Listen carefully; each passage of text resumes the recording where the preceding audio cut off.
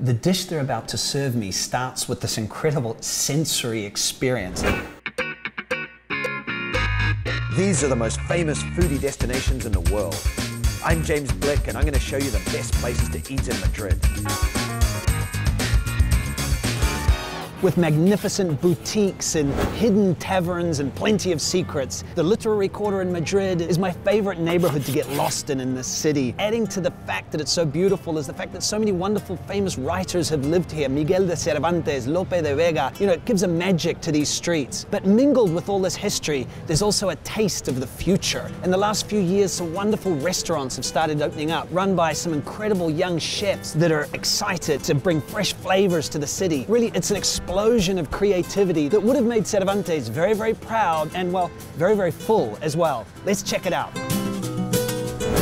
When Carlos, the chef of new restaurant Bistronomica, wakes up in the morning, he has no idea what he's going to cook that day. And although that may sound like really, really bad planning, it's in fact inspired cooking, because it means that he can go to the market and find whatever's fresh, the seasonal ingredients, and cook with those. It's wonderful. Even the menu is just lists of ingredients instead of one of those full of poetic phrases and descriptions that nobody really understands. And although Carlos prepares a huge variety of dishes, it's true that fish plays such an important role in this restaurant. It's fish that's real, it's wild, it's not from fish farms, so it's so full of flavor. And what I've got here is a rockfish stew served with potatoes and mussels, full of flavor. Perfect, I need more.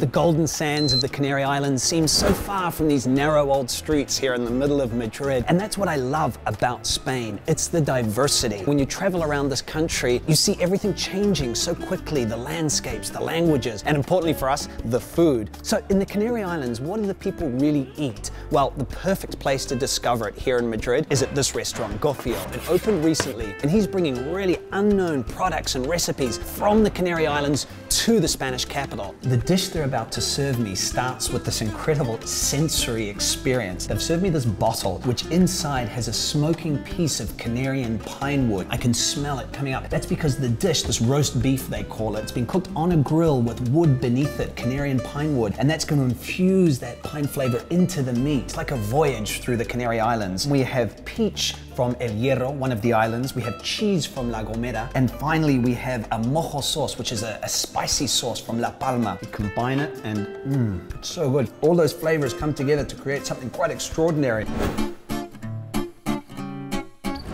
Although Triciclo only opened about 3 years ago, this place is now one of the veterans of the modern tapa scene here in Madrid. When these guys started making their creative dishes without pretension or crazy prices, it was really something surprising and wonderful. And the effect on the local dining scene was immediate. Other restaurants took notice, and the whole eating scene in Madrid just took off. It's really changing and it's really coming alive. Let's check it out. Look at this. Good thing I'm hungry. This is a venison shank with wild mushrooms and mountain herbs. I mean, it sounds like a poem. It's so rich, it's so dense, that sauce has got so much flavor. A dish like this needs a wine with a lot of body. What a great combination. I am a very happy camper.